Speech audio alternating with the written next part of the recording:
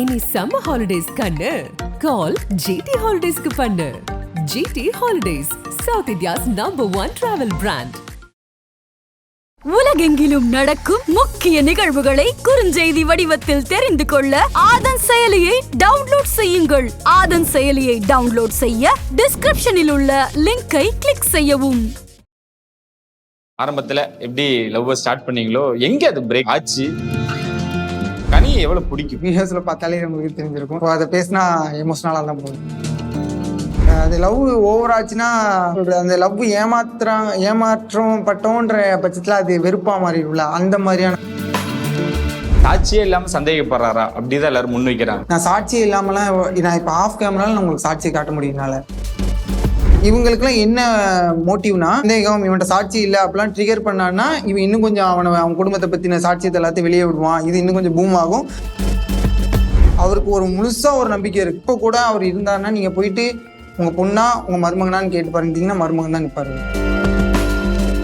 கல்யாணமான உடனே எங்கள் அம்மா சொன்ன விஷயம் என்னன்னா, ஒரு ஆம்பளை பிள்ளை எனக்கு, ஒரு ஆம்பளை பிள்ளை உங்களுக்கு. இவன் இங்கே இருக்கும்போது அவன் அங்கே இருப்பான், உங்கள் ஃபேமிலியை என் பிள்ளை பார்த்துப்பான்னு தான் சொன்னாங்க.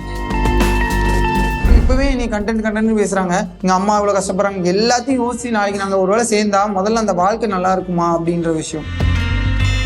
உங்களோட வீடியோ அவங்களோட சோசியல் பேஜஸ்ல இல்ல, ஏன் உங்க வீடியோ டெலீட் பண்ண மாட்டீங்க? அவங்க நான் என்னைக்கா இருந்தாலும் நான் ஒரு கல்யாணமான பர்சன் அப்படின்னு காமிச்சுக்கிறதுக்காகவும், அவங்க என்னோட மனைவி தான் அப்படின்னு காமிச்சுக்கிறதுக்காகவும் தான். கனி இடத்துல யாரையும் வர விட மாட்டேன், இனிமேல் கனியும் வர விட மாட்டேன். தமிழில் வந்து நான் ஒரு பிளே பாய் தான் அப்படின்னு சொல்லியிருக்க மாதிரி அது ஃபுல்லாக பார்த்தா இருக்காது. இதை பார்த்துட்டு நம்மளுக்கு நெருங்கின நண்பர்கள் நிறைய பேர் பெரிய பெரிய ஆளுங்களாம் இருப்பாங்களா, அவங்களாம் என்ன பண்ணி இன்டர்வியூ கொடுத்துட்டு இருக்கிற, முதல்ல எல்லாம் தன்னடக்கமாக தானே பேசிட்டு இருப்பேன், என்ன ஆச்சு உனக்கு? இப்போ கனி அப்பாவை நான் இருந்தால் காப்பாற்றிருப்பேன், அதோட முடிச்சுட்டாங்க. லைக் அப்படி பேசும்போது அவங்களுக்கு என்ன தோணுன்னா, ஓ அப்போ அவங்க கொண்டுட்டாங்கன்னு சொல்றியாடா. ஆனால் நான் அதில் டீட்டெயிலாக சொல்லியிருந்தேன். இந்த கமெண்ட் கீழேயே மணியன் அப்படிலாம் பேசுகிற ஆள் இல்லையே, ஏன் அப்படி பேசுகிறாங்க, ஆங்கர் என்ன பண்ணீங்க, எடிட்டில் என்ன பண்ணீங்க எல்லாம் கேட்குறாங்கன்னா. ஆரம்பத்துல எப்படி லவ் ஸ்டார்ட் பண்ணீங்களோ எங்க அது பிரேக் ஆச்சு? எனக்கு தெரிஞ்சு ரொம்ப அழகா தானே போய்கிட்டு இருந்தது. அதான் நான் வந்து ஃப்ரெண்ட்ஸுன்னு நம்பி சில விஷயங்கள் சில பேரை வீட்டுக்குள்ள, அதான் நிறைய பேர் இப்போ கேட்குற விஷயம் என்னன்னா, இவன் மேலதான் தப்பு, இவன் ஏன் 10 பேரை வீட்டுக்குள்ள அலோவ் பண்ணா. அப்படி பார்த்தா எங்க கூட்டத்துல பொண்ணுங்களும் தானே இருந்தாங்க, நான் கரெக்டா இல்லையா? என்னோட கொஸ்டின் இதுதான். நம்ம அதாவது விஷயம் என்னன்னா, நம்ம 10 பேர் காவலுக்கு இருந்தாலும் தப்பு நடக்கும், யாருமே இல்லைனாலும் தப்பு நடக்காமலும் இருக்கும். அது நம்ம மன விஷயத்துலதான் இருக்கு. ஃபர்ஸ்ட் இந்த பிரேக் எதனால ஆச்சுன்னா நான் தான் காரணம். நான் என்ன விஷயம், அதான் நான் நண்பர்கள் நம்பி வீட்டுக்குள்ள அலோவ் பண்ணவங்களாதான் பிரச்சனை. எல்லாரும் அப்படி சாட்சியே இல்லாம சந்தேகப்படுறாரா அப்படிதான் எல்லாரும் முன் வைக்கிறாங்க. நீங்க சொல்றீங்க ஓகே, 3ஆவது நபரை உள்ள கொண்டு வந்துட்டோம் அப்படின்ற ஒரு விஷயம். மணிகிட்ட என்ன சாட்சி இருக்கு? மணி வந்து பாருங்க எதுவுமே எவிடன்ஸ் இல்லாம பேசுறாரு. நீங்க நிறைய ஸ்டோரி போட்டிருந்தீங்க, இவங்க யாருன்னெல்லாம் நீங்க அங்க போய் கேளுங்க அப்படின்ற மாதிரியான விஷயங்கள் அங்க ஆரம்பத்துல பார்த்திருந்தோம். இருந்தாலும் இவர் சந்தேகப்படுறாரு, பிடிச்சி வரா மணி. அதில் அந்த விஷயத்த நிறைய ஸ்ப்ரெட் பண்ணிட்டாங்க, நிறைய இடங்களையும் பார்க்க முடியுது. சாட்சியே இல்லாமன்றதே முதல்ல தப்பு. அப்படி பேசினா நான் இந்நேரத்துக்கு இப்பெல்லாம் இருக்க முடியாது. ஏன்னா நான் வந்து அக்யூஸ் பண்றவங்க யாருமே சின்ன ஆளுங்கெல்லாம் கிடையாது. அவங்களுக்கும் பேக்ரவுண்ட்லாம் நிறைய இருக்கு. நான் சாட்சியே இல்லாமலாம் நான் இப்போ ஆஃப் கேமரால நான் உங்களுக்கு சாட்சியை காட்ட முடியும்னால. ஆனா நான் என்ன சொல்றேன்னா, இந்த பிரச்சனையை நான் பெருசு பண்ணணும்னு விரும்பல. சாட்சியம் அதாவது சந்தேகப்படுறான் அப்படின்லாம் சொல்றாங்களே, சந்தேகப்படுறவனா இருந்தான்னா 10 பேருக்கு நடுவில் 11ஆவது தான் என் ஒய்ஃபையும் நான் பையன் மாதிரி ட்ரீட் பண்ணிட்டு எங்கே வேணாலும் கூட்டிட்டு சுத்திட்டு இருக்க மாட்டேன். சந்தேகப்படுறவனா இருந்தா நான் என் கூட பழகின எல்லா நண்பர்களுக்கும் தெரியும். நான் இப்போ எக்ஸாம்பிளுக்கு ஒரு அபார்ட் ஃபங்க்ஷன் நாங்கள் போறோம்னா அங்கே எங்களுக்கு ஒரு 6 ரூம் கொடுப்பாங்க. 6 ரூம்ல 5 ரூம்ல பசங்க இருப்பாங்க, ஒரு ரூம்ல நாங்கள் செப்பரேட்டா இருக்கணும். நான் அப்படிலாம் வச்சிருக்க மாட்டேன் அவங்கள. அது அவங்கள்ட்டயே நீங்க நாளைக்கு இன்டர்வியூ பண்ணீங்கன்னா நீங்க அவங்கள்ட்டயே கேட்க முடியும். அவங்கள 10ஓட 11 இவ்வளவு ஒரு பையன் அவ்வளவுதான் அப்படின்ற மீட்டர்ல தான் வச்சிருப்பேன். அந்த அளவுக்கு அவங்கள ஃப்ரீடமா தான் இது பண்ணிட்டு இருந்தேன். அது அவங்களுக்கே தெரியும். மற்றவங்க பார்க்காதவங்க சொல்லுவாங்க, என் கூட வாழ்ந்து அவங்களுக்கு தெரியும். அவங்க அப்படிலாம் நான் அவங்கள கொடுமை பண்றதா இருந்தா அவங்க இந்நேரத்துக்கு என்னெல்லாமோ சொல்லியிருக்கலாம் மீடியா. இப்போ இவங்களுக்குலாம் என்ன மோட்டிவ்னா, அப்படி நம்ம சந்தேகம் இவன்ட்ட சாட்சி இல்லை அப்படிலாம் ட்ரிகர் பண்ணான்னா இவன் இன்னும் கொஞ்சம் அவன் குடும்பத்தை பற்றின சாட்சியத்தை எல்லாத்தையும் வெளியே விடுவான். இது இன்னும் கொஞ்சம் பூம் ஆகும். இது பூம் ஆகிறத வச்சு நம்ம குளிர்காயணும் அப்படின்னு அலையிறவங்க மட்டும்தான் இந்த மாதிரி பேசுறவங்கலாம். மற்றபடி குடும்பத்துக்கு நல்ல விஷயம் நடக்கணும் அப்படின்னு நினைக்கிறவங்கலாம் அவங்களோட டாக் பார்த்தாலே நமக்கு தெரியும். நீங்க வெளியில பேசாதீங்க, இப்படியே இருங்க, சைலண்டா இருங்க, நடக்கிறது நடக்கட்டும், நீங்க உங்க லைஃப் பாருங்க, நாளைக்கு என்ன வேணாலும் நல்லா அப்படி நடக்கட்டும். இப்படி பேசுறவங்க தான் மெச்சூர்டான பிஹேவியர். இல்ல இவன் சந்தேகப்படுறான், இப்படி பண்றான் அப்படி பண்றான் அப்படின்னு சொல்றவங்களே ட்ரிகர் பண்ணிட்டு இருக்காங்க. நான் ஏதாச்சும் இன்னும் கொஞ்சம் பேசணும். நான் ஈஸியா ட்ரிகர் ஆயிடுவேன். எனக்குலாம் இவ்வளோலாம் சீன்லாம் தேவையில்லை. நான் ஈஸியா ட்ரிகர் ஆயிடுவேன் தான் நான் பயப்படுறேன். என்னோட பயமே அதுதான். 1 மில்லியன் ஃபாலோவர்ஸ், அதையும் தாண்டி சோசியல் மீடியாவுக்குள்ள வரதுக்கு உங்களுக்கு ஆரம்ப காலத்துல எனக்கு தெரிஞ்சு அவங்க தான் ரொம்ப சப்போர்ட்டா இருந்தாங்கன்னு நினைக்கிறேன். கரெக்டா? சோசியல் மீடியால வரதுக்கு ஒன் ஆஃப் த ரீசன் அவங்கள தான் இருந்தாங்க. கண்டிப்பா. அதாவது சோசியல் மீடியால நான் வளர்றதுக்கு அவங்க ரீசன். வளர்றதுக்கு. ஆனா நான் வந்ததுக்கு ரீசன் பாத்தீங்கன்னா, அவங்களுமே நம்மளோட டிக்டாக்ல என்னோட ஃபாலோவர் தான் அவங்களுமே. ஸோ டிக்டாக் டைம்ல இருந்தே நம்ம பண்ணிட்டு தான் இருக்கோம். அதுக்கு முன்னாடி நான் ஸ்கூல்ஸ்ல மேடை நாடகங்கள் இந்த மாதிரி நான் ஆக்டிங்ல பேஷன் வந்து சின்ன வயசுல இருந்தே இருந்துச்சு. அண்ட் அதுக்கப்புறமா நாங்க அந்த டிக்டாக் பேன் ஆனதுக்கு அப்புறம் அப்படியே இன்ஸ்டால ரீல்ஸ் பண்ண ஆரம்பிக்கிறோம். அப்போ வந்து நான் அவங்க ஃபேஸ் எல்லாம் ஹைட் பண்ணிட்டு அப்படியே எனக்கு ஒரு லைஃப் வந்துருச்சு அப்படின்னு சொல்லிட்டு ஆடியன்ஸ் அப்படியே பூஸ்ட் பண்றேன். அப்படி பண்ணும்போது யார் அந்த பொண்ணுன்ற ஒரு கியூரியாசிட்டியில அப்படியே டெவலப் ஆகுது. அப்புறமா ஒரு மாசம் கழிச்சு தான் அவங்க ஃபேஸை நான் ரிவீல் பண்றேன். ரிவீல் பண்ணும்போது ஓகே, நல்ல பேர், நல்லா இருக்காங்க அப்படின்ற மீட்டர்ல அப்படியே டெவலப் ஆகி போயிட்டு இருக்குது. அப்படி வந்தது தான். கண்டிப்பா என்னோட வளர்ச்சியில அவங்க முக்கிய பங்கு, ஒரு 80% பங்கு அவங்கள தான் இருப்பாங்க. கண்டிப்பா. கனி எவ்வளவு பிடிக்கும்? நான் அது வீடியோஸ்ல பார்த்தாலே உங்களுக்கு தெரிஞ்சிருக்கும்.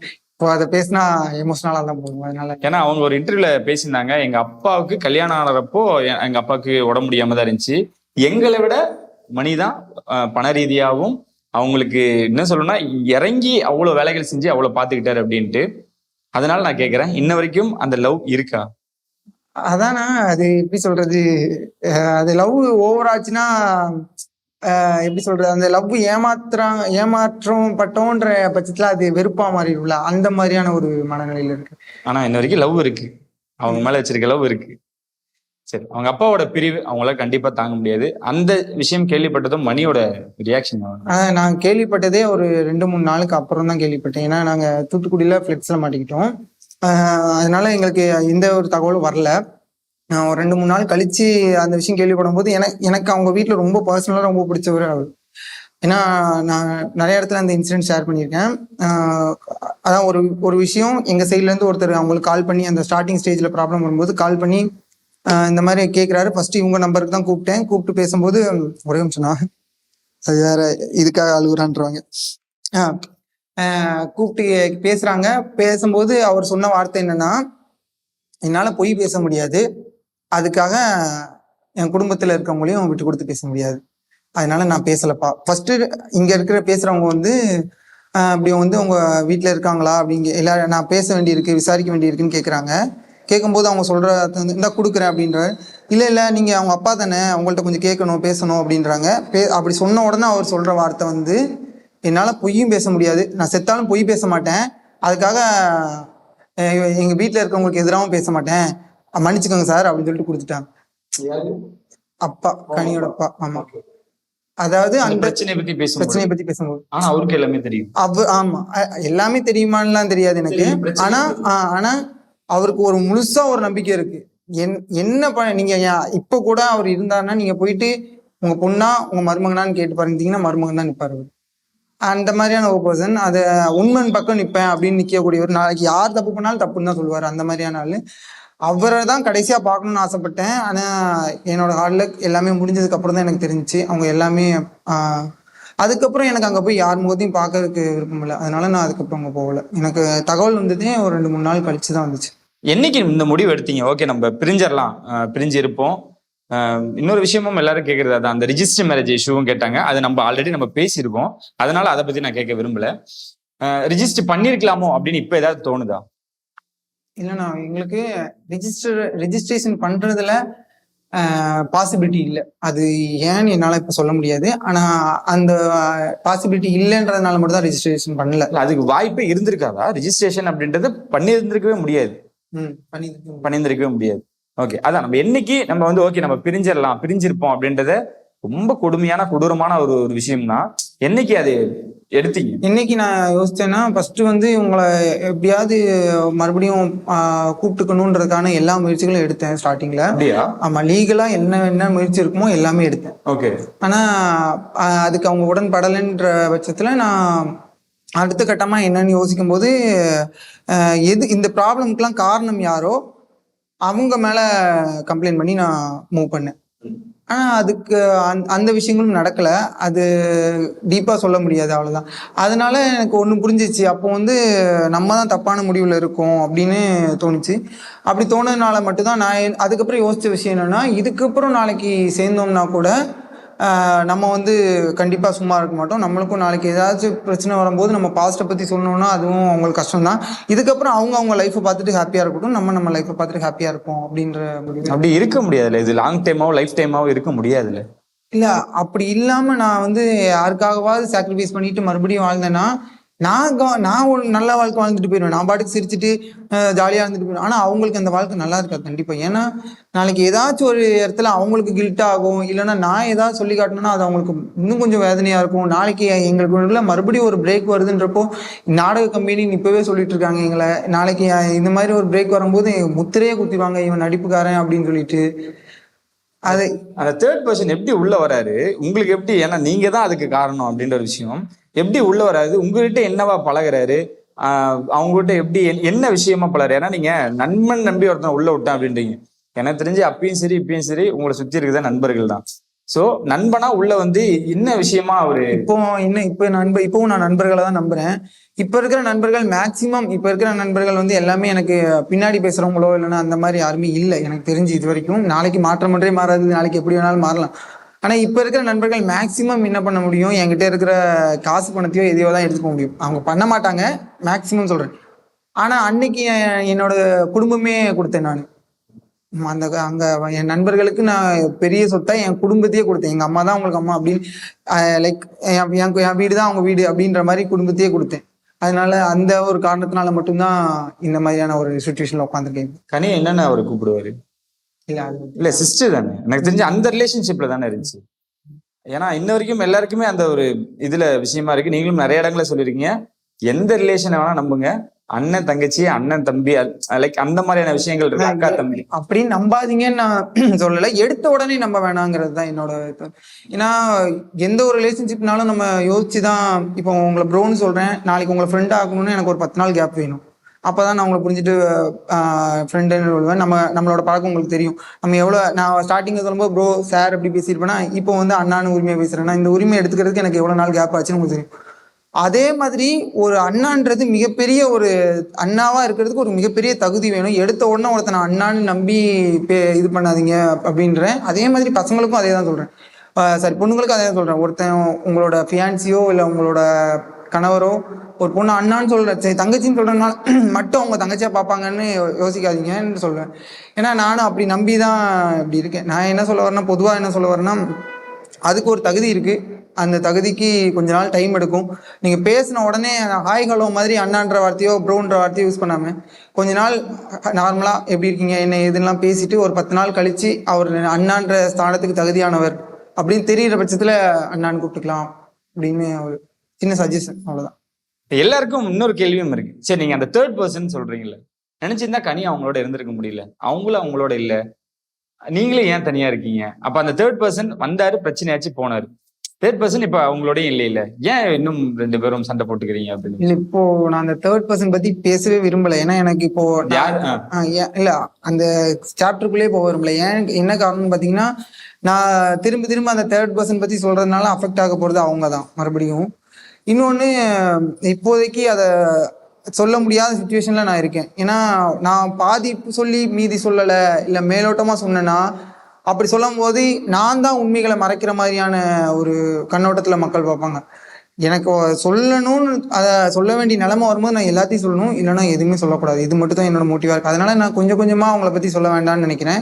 ஒண்ணு எல்லாத்தையும் சொல்லிடணும், இல்லைன்னா எதுவுமே சொல்ல வேண்டாம். அதை பத்தி நம்ம பேச வேணாம். இல்ல அவங்க இல்ல இப்போ எனக்கு தெரிஞ்ச அந்த சாப்டர் இல்ல உங்க லைஃப்ல இல்லையா இருக்கா எதுவுமே நமக்கு தெரியாது. நான் வந்து ஒரு டைம் வரைக்கும் அவங்கள ஃபாலோ பண்ணிட்டு இருந்தேன்னு சொல்றதை விட என்னோட ஃபாலோவர்ஸோ இல்லை நம்மளோட ஃபாலோவர்ஸோ சேர்ந்து அவங்க என்னென்ன ஆக்டிவிட்டி பண்றாங்கன்னு சும்மா போட்டோ அனுப்பிடுறது, இந்த மாதிரி நிறைய ஹர்ட் நடந்துட்டு இருந்துச்சு. எங்க பாக்குறாங்களோ அங்கெல்லாம் போட்டோ எடுத்து அனுப்புறது, இப்படிலாம் நிறைய நடந்துச்சு. அதெல்லாம் ஒரு கட்டம் வரைக்கும் இதெல்லாம் ப்ரூஃப்னு சேர்த்துட்டு இருந்தேன். அதுக்கப்புறம் இது போர் அடிச்சிருச்சு. அதுக்கப்புறம் நான் அதை அந்த சாப்டரை விட்டுட்டேன். இப்போ எனக்கு அவங்கள பத்தின எந்த அப்டேட்டும் எதுவுமே தெரியாது. நான் அதுக்கு மெனக்கிடவும் இல்லை. அவங்க அவங்க ஹாப்பியா இருக்காங்களா, அவங்க சந்தோஷமா இருக்காங்களா, அவங்க பாத்துக்குவாங்களா, அவ்வளவுதான். என் ட்ராக்ல மட்டும் விட்டாங்கன்னா போதும் அப்படின்ற மனநிலையில மட்டும் தான் இருக்கு. இப்போ அவங்க வீட்டுல வந்து அப்பா இருந்தாரு, இப்போ ஆண் இல்லாத வீடா இருக்கு. ஸோ உங்களுக்கா இருக்கட்டும் தம்பியா இருக்கட்டும் 2 பேரும் பேசியிருக்கீங்களா இதை பத்தி? ஒண்ணு நீ போடா, நான் ஃபேமிலியை பார்த்துக்கோ, ஒன்றும் பிரச்சனை இல்லை, அந்த மாதிரி ஏதாவது இதை பத்தி ஏதாவது டிஸ்கஸ் பண்ணிப்பீங்களா? பண்ண தப்பே மறுபடியும் பண்ண வேணாம்னு தான் டிஸ்கஸ் பண்ணிப்போம். ஏன்னா நீங்க சொன்ன மாதிரி தான் கல்யாணம். உங்களுக்கு தெரியும், ஒரு ஃபேமிலியில 10 ஆம்பளை பசங்களை பெற்றிருந்தாலும் 10 ஆம்பளை பிள்ளையும் நம்மளை தான் பார்க்கணும்னு தான் எந்த பேரண்ட்டும் நினைப்பாங்க. ஆனா எங்க வீட்டுல 2 ஆம்பளை பசங்க இருக்கும்போது நாங்க ஃபர்ஸ்ட் கல்யாணமான உடனே நாங்க சொன்ன விஷயம் என்னன்னா, எங்க அம்மா சொன்ன விஷயம் என்னன்னா, ஒரு ஆம்பளை பிள்ளை எனக்கு, ஒரு ஆம்பளை பிள்ளை உங்களுக்கு. இவன் இங்க இருக்கும்போது அவன் அங்க இருப்பான், உங்க ஃபேமிலியும் என் பிள்ளை பார்த்துப்பான்னு தான் சொன்னாங்க. கல்யாணமாகி 2 வருஷத்துல 3 மாசம் கூட முழுசா என் தம்பி எங்க வீட்டுல இருந்திருக்க மாட்டான். ஃபுல்லா அவங்க ஃபேமிலியோட தான் அங்கதான் இருந்தான். அந்த அளவுக்கு தான் நாங்க சொல்ல தேவையில்லை, அவங்களே சொல்லுவாங்க அவங்கள்ட்ட கண்டிப்பா. அதனால அந்த மாதிரி மறுபடியும் இந்த விஷயங்களை வச்சு மறுபடியும் ஒரு தப்பான விஷயத்துல போகக்கூடாது. ஏன்னா இப்போ நாங்க அப்படி ஒரு வேளை நீங்க நினைக்கிற மாதிரி நாங்க ஆம்பளை துணை இல்லை, அதனால நம்ம போய் கண்டிப்பா கூட சேரணும்னு நினைச்சு சேர்ந்தோம்னா அது அந்த தவறுகளுக்கு ஃபுல் ஸ்டாப்பா இருக்காது. எங்களுக்கு வந்து இந்த தவறுகள் இனிமேல் நடக்கக்கூடாது, இது ஃபுல் ஸ்டாப்பா இருக்கணும். எங்க லைஃப் மாதிரி யாருக்குமே எந்த பிரச்சனையும் வரக்கூடாது. வந்துச்சுன்னா இந்த மாதிரி யாராவது முடிவெடுப்பாங்களோ அப்படின்னு யாராவது யோசிக்கணும். இந்த தப்பு நடக்கவே கூடாது, ரிப்பீட் ஆகக்கூடாது. அது மட்டும் தான். பிரிஞ்சிருக்கிறது தான் தண்டனையா? தண்டனை கிடையாது. இதுல அவங்களுக்கு தண்டனையே கிடையாது. அவங்க பாட்டுக்கு ஜாலியா எல்லா இன்டர்வியூலையும் ஷேர் பண்றதை பார்த்தா கிட்டத்தட்ட உங்களை வந்து அவங்க இன்னும் மறக்கல, உங்களோட இருக்கணும், இனிமேட்டு வாழணும்னு ஆசைப்படுறாங்க. இல்ல ப்ரோ, அதுக்கும் ஆசைக்கும் தண்டனைக்கு வேற வித்தியாசங்கள் இருக்கலாம். அவங்க தண்டனையே இல்லையா, அவங்க பாட்டுக்கு ஜாலியா வீடியோ போட்டு அவங்க பாட்டுக்கு ஜாலியா இருக்காங்க. நான் என் பாட்டுக்கு என் வேலையை பார்த்து. அவங்க ஜாலியா இருக்காங்கன்றது மீன்ஸ் அவங்க சந்தோஷமா இருக்காங்க இப்போதைக்கு, நிம்மதியா இல்ல. லைக் உங்களோட இருக்கணும்னு விரும்புறாங்களோ? நிறைய இன்டர்வியூஸ் ரீசெண்டா நான் பார்த்தனால கேட்கிறேன். அந்த மாதிரியே தான் எல்லாருக்கும் தோணுது. எனக்குமே வந்து ஓகேடா, கனி வந்து இப்ப மணி தான் வேணும் அப்படின்ற மாதிரி மைண்ட் செட்ல தான் இருக்காங்க அப்படின்ற விஷயம் தப்பா உணர்ந்துட்டாங்க, நீங்க தான் வேணும் அப்படின்ற மாதிரி இருக்காங்க. அக்செப்ட் பண்ணிப்பீங்க? இல்ல நான் ஆரம்பத்துல இருந்தே சொல்ற விஷயம் தான், இது தப்பான ஒரு விஷயம். நிறைய பேர் தப்புன்னு சொல்றாங்க. ஆனா என் மனசுல படுற விஷயத்த நான் சொல்றேன். நான் ரொம்ப பயப்படுற விஷயம் என்னோட ஃபாலோவர்ஸ். நான் எல்லாத்துக்கும், அதாவது நிறைய பேர் சொல்லுவாங்க அடுத்தவங்களுக்காக வாழக்கூடாது, உன் வாழ்க்கை நீ வாழணும். அதெல்லாம் என்னை பொறுத்த வரைக்கும் தப்பான தாட். நம்ம அடுத்தவங்களுக்காக மட்டும்தான் இந்த உலகத்துல வாழ்றோம். நம்ம இப்போ எக்ஸாம்பிளுக்கு ஒரு ட்ரெஸ் போட்டு வெளில போறோம்னா அடுத்தவங்களுக்கு நல்லா இருக்கும்னு நினைச்சுதான் பண்றோம். உங்களுக்காக ஒரு ஜீவன் இருக்குல்ல? இல்லைண்ணா, இல்ல இப்ப நான் அவங்கள, அதாவது மீன்ஸ் எப்படி சொல்றேன்னா, நான் அவங்கள பத்தி ஃபர்ஸ்ட் வெளியில சொன்ன ஒரே ஒரு விஷயம் என்னன்னா, இனிமேல் அவங்க என் கூட வீடியோ பண்ண மாட்டாங்க அப்படிங்கிறதுதான். அது எதுக்காக அந்த விஷயத்த சொன்னேன்னா, இங்க நிறைய பேர் அவங்க என்னைக்காவது வந்து சேர்ந்துருவாங்க, வீடியோ ஒன்னா பண்ணுவாங்க அப்படி நம்பிட்டு இருக்காங்க. அவங்களை நான் ஏமாத்தக்கூடாதுன்றது மட்டும். என்னை பொறுத்த வரைக்கும் வேலையிலேயே பெரிய கிரைம் என்னன்னு கேட்டீங்கன்னா ஏமாத்துறதுன்னு தான் சொல்லுவேன். அந்த மாதிரி ஏமாத்தக்கூடாது. இப்போ நான் நாளைக்கு இப்பவே நீ நாடக கம்பெனி, இவன் வந்து ட்ராமா பண்றான், கண்டென்ட்டுக்காக பண்றான், ஒருத்தன் லைஃப்ல இப்படி, அதாவது எனக்கு கப்பலா பண்ணும்போது எங்களுக்கு ரீச்சே இல்லைங்க, அதனால நாங்க பிரிஞ்சு போயிட்டு மறுபடியும் சேர்றோம், எங்களுக்கு அப்பதான் ரீச் அப்படின்னு சொன்னா இது வந்து பெருமை பித்துற மாதிரி இருக்கும். ஆனா உண்மையாவே நாங்க 2 பேரும் கப்பலா வீடியோஸ் பண்ணும்போது 700K ஃபர்ஸ்ட் ரீச் பண்ண, தமிழ்நாட்டுல ரீச் பண்ண கப்பல் நாங்க தான். பெரிய பெரிய யூடியூபர்ஸா, இப்ப பெரிய யூடியூபர்ஸா கப்பலா இருக்கிறவங்க கூட இன்ஸ்டாகிராம்ல கம்மியா தான் இருந்தாங்க. எங்களோட மோட்டிவே என்ன இருந்துச்சுன்னா, ஃபர்ஸ்ட் தமிழ்நாட்டுல நம்ம தான் கப்பல் கிரியேட்டரா 1 மில்லியன் ரீச் பண்ணணும் அப்படின்னு தான் இருந்துச்சு. என்னோட ஹார்ட் லக் நான் தனியா தான் போக வேண்டியதா போச்சு. ஆனா ஸோ வந்து எங்களுக்கு அந்த டைம்லயே நல்ல ரீச் தான் இருந்துச்சு. நாங்க அப்படி பிரிஞ்சு போனாதான் எங்களுக்கு ரீச் கிடைக்கும்னு இல்லை. அதனால ஆனா இப்பவே நீ கண்டென்ட் பேசுறாங்க. நாளைக்கு நீங்க இவ்வளவு சொல்றீங்களே, எனக்கு மனசு இல்லையா, எங்க அம்மா இவ்வளவு கஷ்டப்படுறாங்க, எல்லாத்தையும் யோசிச்சு நாளைக்கு நாங்க ஒருவேளை சேர்ந்தா முதல்ல அந்த வாழ்க்கை நல்லா இருக்குமா அப்படின்ற விஷயம், அந்த வாழ்க்கை கொஸ்டின் மார்க். ஏன்னா நான் நல்லா இருக்கணும், எனக்கு நல்லா இருக்கும், அவங்களுக்கு நான் நல்ல வாழ்க்கை கொடுக்க முடியுமான்னு எனக்கு தெரியாது. ஏன்னா அவங்கள நான் ஏதாவது ஒரு விதத்துல இது ஹர்ட் பண்ணா கூட அது அவங்களுக்கு பெருசா தெரியும். அந்த டைம்ல இவன் பாஸ்ட்லாம் ஞாபகம் வச்சு தான் பேசுறான், என்ன பேசினாலும் அவன் இவன் பாஸ்ட்லாம் ஞாபகம் வச்சு தான் பேசுறான் அப்படிங்கிற மைண்ட் தாட் மட்டும் தான் அவங்களுக்கு இருக்கும். அதனால அவங்க லைஃப் நல்லா இருக்குமான்னு வேற தெரியாது. இவங்க சோசியல் மீடியால கமெண்ட் பண்ணிட்டு சொல்லிட்டு போயிடுவாங்க ஈஸியா, நீங்க சேர்ந்து வாழணும் அப்படின்னு சொல்லிட்டு. அவங்களுக்குலாம் இப்ப நான் அவங்கள யாரையாவது நீங்க இந்த ஹஸ்பண்ட் வேணாம் அவங்களுக்கு, இவங்க கூட சேர்ந்து வாழ்றீங்களா அப்படின்னு கேட்டா அவங்க பண்ணுவாங்களா? கண்டிப்பா கிடையாது. அவங்களுக்கு யாரும் பிடிச்சிருக்கோம் அவங்க கூட.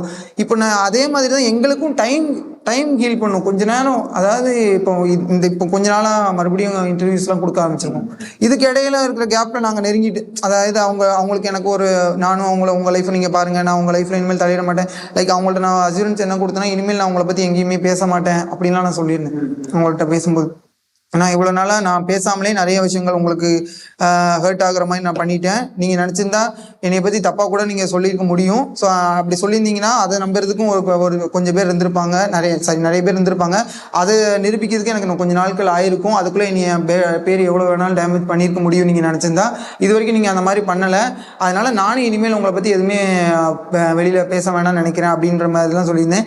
இப்போ மறுபடியும் அவங்களும் இன்டர்வியூ கொடுத்துக்க போய் அவங்க சேரணும்னு நினைக்கிறாங்களே, நீங்கள் ஏன் விலகி இருக்கீங்க அப்படின்னு கேட்கும்போது நானும் எனக்கான காரணங்களாக என்னால் முடிஞ்ச வரைக்கும் மேலோட்டமாக சில விஷயங்களை அப்படி சொல்ல வேண்டியிருக்கு. நான் பண்ணுறது தப்புன்னு தெரிஞ்சாலும் என்னையவோ இல்லைன்னா எங்கள் குடும்பத்தையோ எல்லாரும் தப்பாக பேசுகிறாங்களேன்றதுக்காக நான் சில விஷயங்களை அப்படி சொல்ல வேண்டியிருக்கு. ஸோ நான் என்ன சொல்ல வரேன்னா, அப்படி யாராவது விருப்பப்பட்டாங்கன்னா அமைதியாக இருந்துட்டாலே போதும், அது ஆட்டோமேட்டிக்காக நடக்க வேண்டியதெல்லாம் நடக்கும் அப்படின்னு. அவங்களோட பேஜஸ் ஓப்பன் பண்ணியிருக்காங்க சோசியல் மீடியாவில். உங்களோட வீடியோ அவங்க ஃபோனில் இருக்கலாம், பட் அவங்களோட சோசியல் பேஜஸ்ல இல்ல. அதுதான் எல்லாரும் உங்ககிட்ட கேட்குற இன்னொரு கேள்வியும் தான், ஏன் உங்க வீடியோ டெலீட் பண்ண மாட்டீங்க? இல்ல எனக்கு என்ன புரியல, ஏன் டெலீட் பண்ணணும்? நான் அவங்க ஒரு வீடியோ போட்டிருக்காங்க, அதை நான் எடுத்து போட்டேன் அப்படின்னா நீங்க கேட்கலாம். இப்போ உங்க மனைவியே இல்லைன்னு சொல்றீங்களே, எதுக்கு? நான் என்ன சொல்றேன்னா, அவங்க என் மனைவியாக இருந்த போது நாங்க எடுத்த வீடியோஸ். இன்னொன்று நான் சொன்ன மாதிரி நிறைய பேர் வந்து இப்போ புதுசாக செய்கிறவங்க வந்து நான் சிங்கிள்னு நினச்சிட்டு பேசிட்டு இருக்காங்க. பண்ணுறாங்களா அந்த மாதிரி விஷயங்கள்? உங்களுக்கு ஃபன்னாக வரும் இல்லையா, எதுவுமே சீரியஸாலாம் வராது. சொல்லிட்டு இல்லைம்மா லவ் மேரேஜ்னா வேணாம், சும்மா தான் சொன்ன ஓவர சீன் போடாது அப்படின்னு அடுத்த மெசேஜே அதான் வரும். ஸோ ஃபன்னாக வர்றது தான், எதுவுமே சீரியஸாக வராது. ஆனாலும் அந்த இதுக்கு கூட நம்ம எதுவும் சான்ஸ் கொடுக்க வேணாம். யாராவது பார்த்தாங்கன்னா அந்த வீடியோஸை பார்த்துட்டு தான் ஃபஸ்ட்டு அது நீங்கள் மேரீடா இல்லைன்னா இது உங்கள் ஆளா அப்படின்னு தான் கேட்பாங்க ஃபஸ்ட்டு. அதுக்கப்புறம் தான் நான் இல்லை அம்மா எங்களுக்கு கல்யாணம் ஆயிடுச்சு, நாங்கள் இப்போ ஒரு பிரேக்கில் இருக்கோம் அப்படின்னு நான் சொல்லியிருப்பேன்.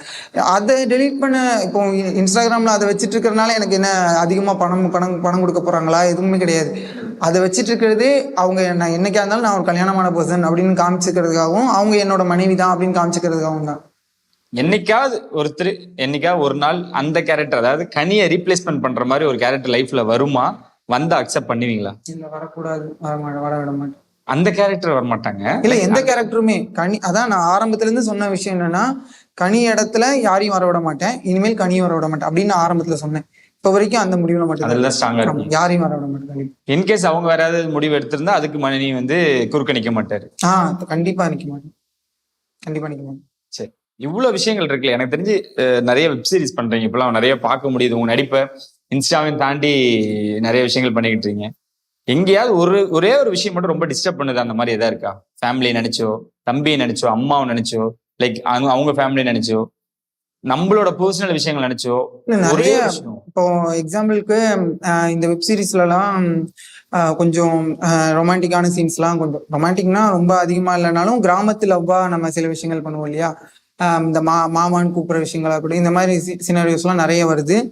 எக்ஸாம்பிளுக்கு அவங்க மணிகண்டா அப்படின்னு சொல்லிட்டு பேசுவாங்க அடிக்கடி கனி. அந்த வார்த்தைகள் வந்து எல்லாமே எங்க டைரக்டருக்கு தான் கிரெடிட்ஸ். அவர் சேர்த்துருக்கிறாரு. அதுக்கு கூட நிறைய பேர் ஐடென்டிஃபை பண்ணி இது வந்து கனியக்கா கூப்பிடுறது அந்த மாதிரிலாம் நிறைய சொல்லும் போது ஹர்ட் ஆகும். நம்ம மிஸ் பண்ற சினாரியோஸ்லாம் இருக்கும். அது மாதிரி ஸ்டார்டிங்ல ஃபீமேல் வந்து ஃபீமேல் ஆர்டிஸ்ட் வந்து ரொம்ப கஷ்டப்பட்டாங்க என்கிட்ட நடிக்கிறதுக்கு. ஏன்னா சுத்தமா எனக்கு வரல, அவங்க கண்ணை பார்த்து பேச முடியல, லைக் அந்த மாதிரி நிறைய ஸ்ட்ரகிள்ஸ் இருந்துச்சு. அப்புறம் நானும் அவங்களும் பேசிக்கிட்டோம். இப்படி ஃபேஸ் டு ஃபேஸ் இப்படி க்ளோஸாக இருந்துட்டு ஏதாவது விஷயங்கள் கான்வர்சேஷன் பேசுகிறோம்னா சஜஷன் மட்டும் தான் எடுக்கணும். நீங்கள் டூ ஷாட் வேணாம், மேக்ஸிமம் சஜஷன் மட்டும் எடுத்துக்கலாம். சஜஷன் எடுத்துட்டு அவங்க முகம் இப்படி இருக்கும், கண்ணு மட்டும் இப்படி இருக்கும், என்னை பார்க்கக்கூடாது அவங்க அப்படின்னு சொல்லிட்டு ஒரு அண்டர்ஸ்டாண்டிங்ல தான் இப்போ வரைக்கும் பயணிச்சுட்டு இருக்கோம். இப்போதான் அண்ணா தங்கச்சின்ற நல்ல பாண்டிங்ல வந்திருக்கிறோம். ஸ்டார்டிங்ல அவங்களும் எனக்கு புதுசு, நானும் அவங்களுக்கு புதுசுன்றப்போ ரொம்ப அதுலலாம் திணறினேன். கேமரா என்ன, இது கேமரானே, இது தொழில்னே. டைரக்டர்லாம் ரொம்ப கஷ்டப்படுவார். நான் கேமரானே, இது தொழில்னே, மற்றதெல்லாம் மறந்துருங்கண்ணே.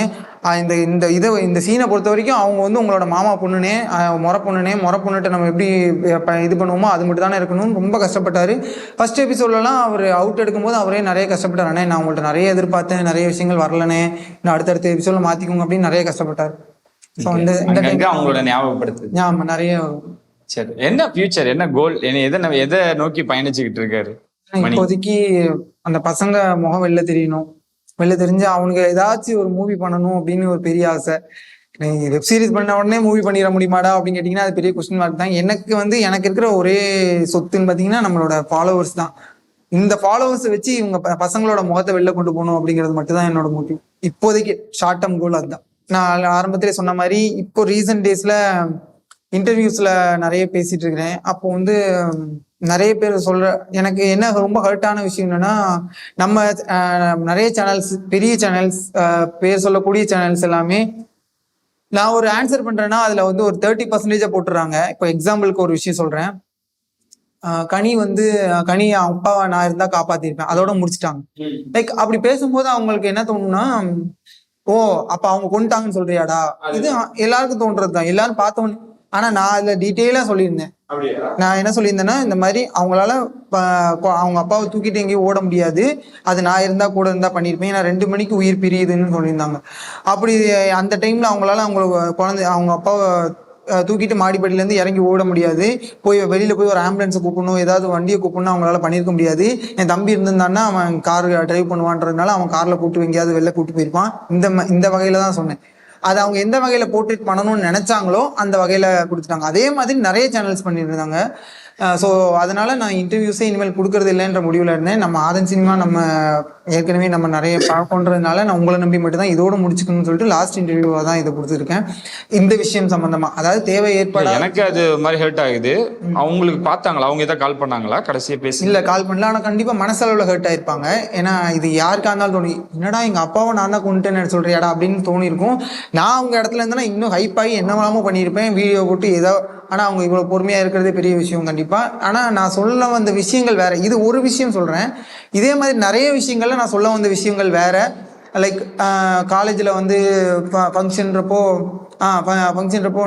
நான் எப்போவுமே உங்கள்ட்ட சொல்கிறது அவங்களுக்கு தெரியும்ல, ஸ்டார்டிங்கில் நம்ம இன்டர்வியூ பார்த்தீங்கன்னா அதுலேயும் இந்த வார்த்தையை சொல்லியிருப்பேன். நாங்கள்லாம் பெருசாக அழகாக இருக்கோம், இல்லைனா பெரிய கிரியேட்டர்னு சொல்லிட்டுலாம் எங்களை சப்போர்ட் பண்ணல, வீட்டில் ஒருத்தங்களா பார்க்க, இந்த வார்த்தையை தான் சொல்ல வந்தேன். நடுவுலேயே அவர் அப்படிலாம் யாரும் சொல்லலையே அப்படின்னு சொல்லிட்டு அதோட முடிச்சிட்டாங்க. இதெல்லாம் அதாவது அவங்க வந்து என்கிட்ட கேட்குறது என்னென்னா, நீங்கள் வந்து சோஷியல் மீடியாவில் பேசுகிறதே வியூஸ்க்காக தான் பேசுகிறீங்களா, லைக் இந்த மாதிரிலாம் கொஸ்டின் கேட்குறாங்க.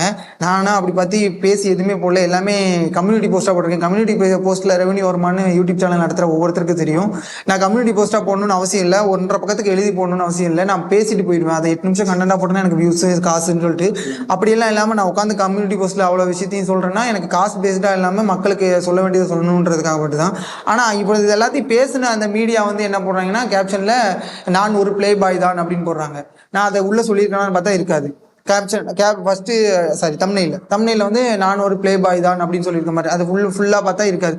இதை பார்த்துட்டு நம்மளுக்கு நெருங்கின நண்பர்கள் நிறைய பேர், பெரிய பெரிய ஆளுங்கள்லாம் இருப்பாங்களா, அவங்களாம் என்ன பண்ணி இன்டர்வியூ கொடுத்துட்டு இருக்கிற, முதல்ல எல்லாம் தன்னடக்கமாக தானே பேசிட்டு இருப்பேன், என்ன ஆச்சு உனக்கு இப்போ, நீ அண்ணா இன்டர்வியூ ஃபுல்லாக பாருங்கண்ணா, தம்ப்நெயில் பார்த்து முடிவு பண்ணாதீங்கண்ணா அப்படின்னு. இல்லை, நீ போய் பேசுறதுனால தானே உனக்கு பிரச்சனை, எதுக்கு பேசுற நீ அப்படின்னு நம்மள மேலே அக்கறை கொண்ட நிறைய பேர் கூப்பிட்டு பேசுகிறாங்க. அப்போ ஹர்ட் ஆகுது. நம்ம உள்ளே அவ்வளோ பொலைட்டாக அவ்வளோ விஷயங்கள் பேசினாலுமே அவங்க வந்து இப்படி தான் போர்ட்ரேட் பண்ண விரும்புகிறாங்க அப்படின்றப்போ கஷ்டமாக இருக்குது. அதுக்கேற்ற மாதிரி சில இடத்துல இப்போ நீங்கள் சாப்பிட்டியான்னு கேட்டிருப்பீங்க, நான் இல்லை இப்போ தான் தூங்கிட்டு வந்தேன்னு சொல்லிட்டு, இன்னொரு தூங்கினியாம நீங்க கேட்டிருப்பீங்க, நான் தூங்கிட்டு இப்போ தான் வந்தேன் அப்படின்னு சொல்லிட்டு வச்சுக்கோங்க. சாப்பிட்டியான்னு கேட்டதுக்கு தூங்கிட்டு வந்தேன்ற பதில் போட்டிருக்காங்க. பார்க்குறவங்களுக்கு என்ன தெரியும், என்னடா அவன் என்ன கேட்குறான், நீ என்னடா பதில் சொல்கிற அப்படின்னு கமெண்ட்ல கேட்குறாங்க. அது ரொம்ப ஹர்ட் ஆகுது. இந்த மாதிரி எல்லா விஷயங்களையும் என் கூட நிற்கிறது என்னோட ஃபாலோவர்ஸ் மட்டும் தான். ஏன்னா அந்த கமெண்ட் கீழேயே மணியன் அப்படிலாம் பேசுகிற ஆள் இல்லையே, ஏன் இப்படி பேசுகிறாங்க, ஆங்கர் என்ன பண்ணீங்க, எடிட்டில் என்ன பண்ணீங்க எல்லாம் கேட்குறாங்கன்னா அவங்களுக்கு அந்த நாலேஜ் இருக்குன்றதே பெரிய விஷயம். அதையும் தாண்டி அவங்க என்னை நம்புகிறாங்க, மணியன் அப்படி பேசியிருக்க மாட்டாரு அப்படின்னு நம்புகிறாங்க. அதுக்காக நான் இந்த நம்பிக்கையை நான் எப்பவும் காப்பாற்றணும்னு நினச்சிக்கிறேன். அப்படி நம்புகிற ஒவ்வொருத்தருக்கும் நான் நன்றி சொல்லிக்கிறேன். என்றும் ரசிகர்களின் ரசிகனாக.